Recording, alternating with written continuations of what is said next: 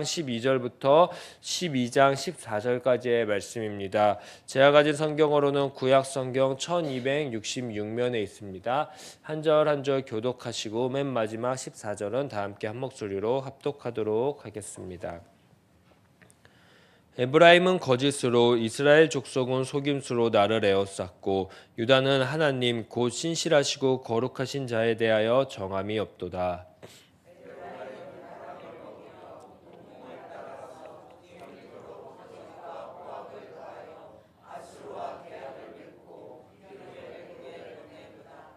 여호와께서 유다와 논쟁하시고 야곱을 그 행실대로 벌하시며 그의 행위대로 그에게 보응하시리라.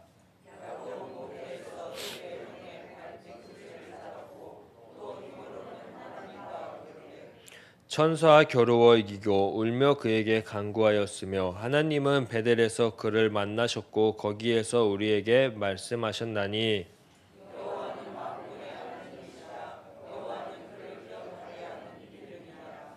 그런즉 너희 하나님께로 돌아와서 인애와 정의를 지키며 항상 너희 하나님을 바랄지니라.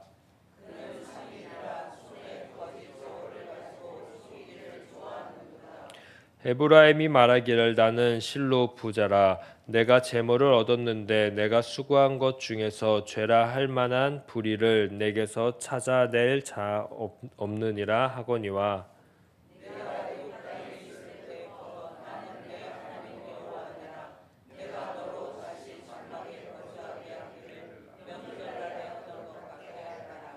내가 여러 선지자에게 말하였고 이상을 많이 보였으며 선지자들을 통하여 비유를 베풀었노라.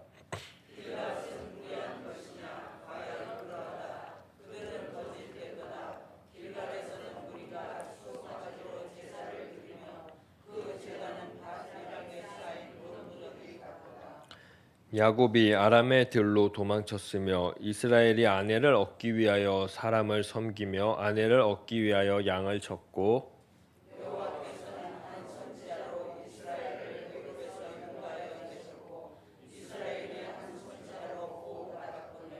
에브라임이 경노하게 함이 심심하였으니 그의 주께서 그의 피로 그의 위에 머물러 있게 하시며 그의 수치를 그에게 돌리시니라. 아멘. 어제 우리는 11장을 보았습니다. 11장에서는요 이스라엘 향한 그 하나님의 애끓는 사랑이 절절하게 표현되었습니다. 그런데 그와 반대로 오늘 12장 한 장만 넘겼는데요. 다시 죄악의 이야기, 그래서 심판의 이야기로 가득 차 있는 모습을 우리는 보게 됩니다. 11장 12절을 먼저 보시게 되면요. 에브라임은 어떻습니까? 거짓말로 에워싸있습니다. 이스라엘의 가문은요. 온갖 음모로 옥죄하고 있었습니다. 그리고 유다도 언급됩니다. 유다 족속은 신실하고 거룩하신 하나님을 거역하고 있다라는 이 고발로 지금 11장 마지막부터 12장으로 시작되고 있습니다. 즉 북이스라엘, 남유다, 이스라엘 전체가요.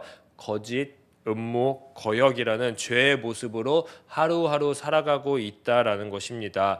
12장 1절을 보시게 되면 이 하나님의 고발, 호세아의 고발이 증거가 되는 일상의 모습들이 하나하나씩 나오기 시작합니다. 에브라임은요 바람과 동풍을 먹고 산다라고 합니다. 바람과 동풍은 어떤 것입니까? 손으로 잡을 수 있을까요? 잡을 수 없을까요? 잡을 수 없는 것들입니다. 그렇기 때문에 확보할 수 있는 것도 아닙니다. 그렇기 때문에 헛된 것입니다. 이것처럼 에브라임이 헛된 것을 지금 의지하고 있고 잡으려고 하고 있다라고 이야기를 합니다. 헛된 것을 잡으려고 하고 의지하고 있고 그러다 보니 남는 게 없으니까요. 늘 그의 삶은 어떻습니까? 거짓이라고 지금 이야기하고 있고요. 그의 삶은 늘 자기가 잡은 게 없으니 남의 것을 탐해야 되니까 폭력이 일삼기 나름입니다.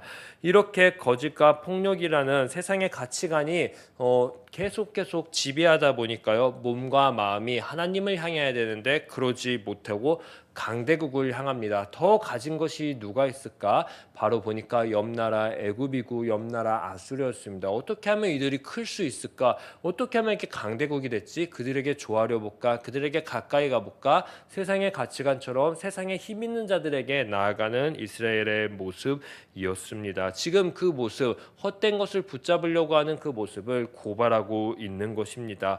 2절을 보니까요, 유다도 나옵니다. 야곱도 마찬가지라고 합니다. 앞으로 그 둘도 행실대로 그대로 갚으시겠다라고 이야기를 하십니다. 허나 이렇게 끝나면 너무 무시무시하고 이거 어떻게 빠져나가야 되지라는 우리들이 읽는 독자로서 생각할 수 있습니다. 3절을 보니까요, 야곱처럼 비록 다툼이 있지만요, 하나님에게 찾아가서 은혜를 간구하면요, 그렇게 하나님을 만났던 것처럼요, 하나님이 비록 악을 행했지만 그 악에서 돌아올 수 있는 길을 알려주시겠다, 그 길에서 만나시겠다라고 약속하는 구절이 3절에 나옵니다. 하나님은요, 6절 간곡히 오늘 우리들에게 부탁합니다. 제발 악이라는 거짓, 음모, 거역, 헛된 것, 세상의 가치관에서 떠나서 우리의 삶 가운데 인애와 정의를 지키며 항상 하나님께, 우리의 일상 가운데에 하나님께 소망을 두라라고 6절을 통해서 이야기하고 부탁하십니다. 호세아는 오늘을 사는 우리들에게도 동일하게 부탁하는 것 같습니다. 혹시 예수 그리스도를 따른다고 하면서 과거 에브라임과 유다와 야곱, 즉 이스라엘 전체처럼 거짓 선포, 음모 조작, 거역, 세상의 가치관으로 우리가 하루하루 살았다면 이곳에 각박한 이 격박한 세상에서 이제는 나와서 인애와 정의로 가득한 하나님께 돌아오라라고 하는 것입니다. 그 하나님으로부터 하루하루 소망을 두고 시작했으면 좋겠다라고 이야기를 합니다. 그게 그리스도인다운 것이고 그게 교회다운 것이다라고 호세아는 간곡히 하나님의 말을 빌려 우리에게 부탁합니다. 그럼 이제 우리는 생각해 보아야 합니다. 우리 안에 거짓, 음모, 거역, 헛된 것, 세상적 가치관으로 차 있는 것이 있다면요, 그곳에서 하나님, 나는 매일매일 시작하고 싶지 않습니다, 도와주시옵소서라고 구해야 합니다. 그렇게 구하고 하나님께 나는 이제 소망을 두고 그 하나님으로부터 시작되는 그 소망을 붙잡고 하루하루 살아갈 수 있게 도와주시옵소서라고 4절에 야곱처럼 은총을 구해야 합니다. 그러면요, 분명 우리의 일상 가운데에서요, 하나님을 만나실 것입니다. 그렇게 날마다 하나님께 소망을 두며 출발하시는 저 우리들 되기를 간절히 소망합니다. 그런데요, 이 악을 떨치는 것은요, 이렇게 말처럼 쉬운 것은 아니었던 것 같습니다. 7절과 8절을 보니까요, 에브라임의 모습을 한번 보십시오.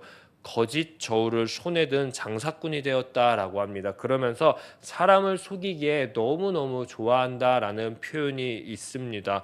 거짓 저울을 손에 든 장사꾼입니다. 일상이 그냥 거짓이라는 것입니다. 저울을 들었다라는 것은 무엇일까요? 판결을 하는 것이고 무게를 재는 것입니다. 늘 나에게 유리하게, 나에게 모든 것을 가져오게, 남은 못 받고 나는 올라가야 되는 그러한 상식 속에서 지금 에브라임이 가득 차 있다라는 것입니다. 매 순간요, 자신의 이익을 위해서만 사는 것입니다. 그러다 보니까요, 나와 함께 살아가고 있는 남들은요, 그들의 눈에 들어올 리가 없었습니다. 그냥 짓밟고 올라가야 될 대상일 뿐이었습니다. 이런 삶을 너무 오래 살아서 그런지요, 아니면 이것이 악이라고 생각을 하지 못했는지요, 도리어 자랑을 하고 다닙니다. 자기 체면에 걸린 것 같습니다. 이러한 모습으로 지금 가득 차 있는 에브라임의 모습을 볼 수 있습니다. 8절에서 말이죠. 이런 에브라임에게 하나님은 9절과 10절에서 하나님이 어떤 분인지 다시 한번 알려주십니다. 자신이 얻은 재물에 대하여 죄라고 전혀 말할 것이 없는 그 에브라임에게 큰 소리치는 하나님의 모습을 볼 수 있습니다. 애굽 땅에서부터 내가 너를 인도했던 하나님이다, 그것을 알지 않느냐라고 이야기를 하십니다. 즉 이스라엘이 애굽에서의 신분이 뭐였습니까?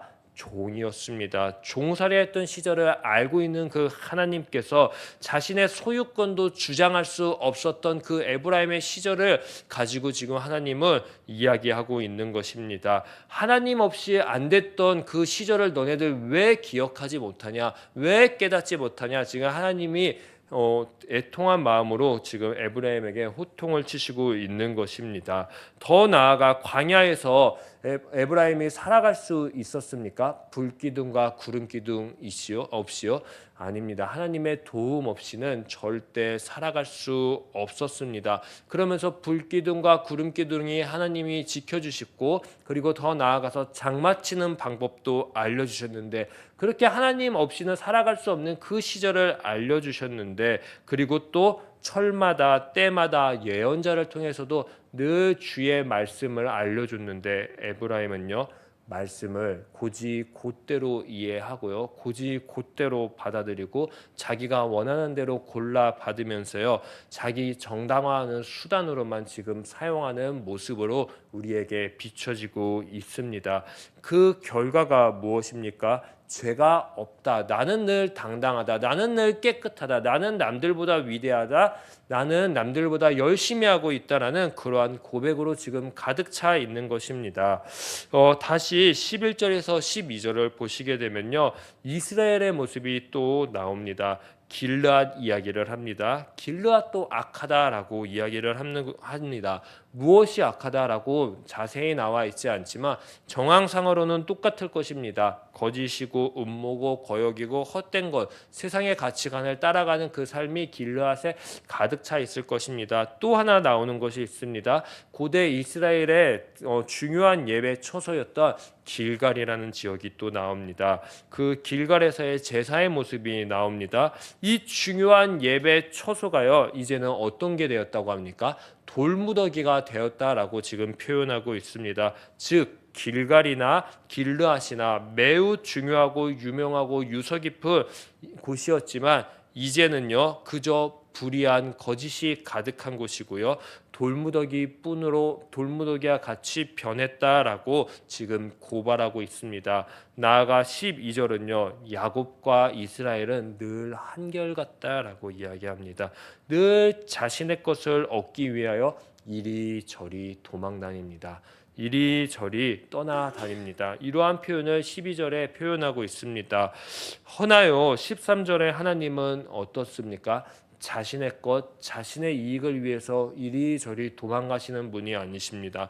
자신을 보호하지 않고요, 내 아들, 내 딸이라고 처음 불렸던 내 백성을 보호하기 위해서 이곳저곳 찾아가시는 분으로 참 대조적으로 13절의 말씀으로 끝을 맺고, 마지막으로 이렇게 이미 변한 에브라임, 즉 이스라엘 행동에 대해서 결과에 대한 그 말씀으로 12장을 마무리하고 있습니다. 한번 이 요약된 말씀 14절을 한번 우리 다 함께 한 목소리로 읽어보겠습니다. 시작.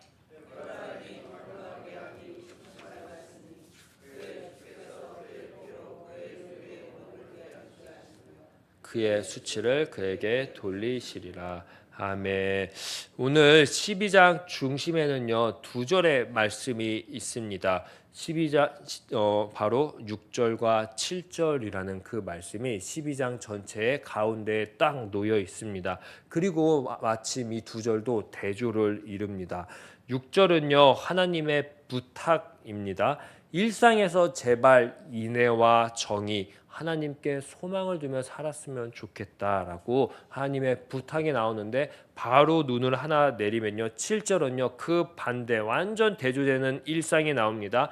나만 잘 되면 돼, 나만 좀 신앙생활 하면 돼, 그리고 나만 잘 먹고 잘 살면 되니까 거짓으로 가득 찬 그러한 아주 개인의 그 잘됨, 개인주의로 가득 찬 7절의 모습으로 대조가 이루는 모습이 나옵니다. 호세아는요 왜 이 대조를 계속 이 12장 안에 두었을까요?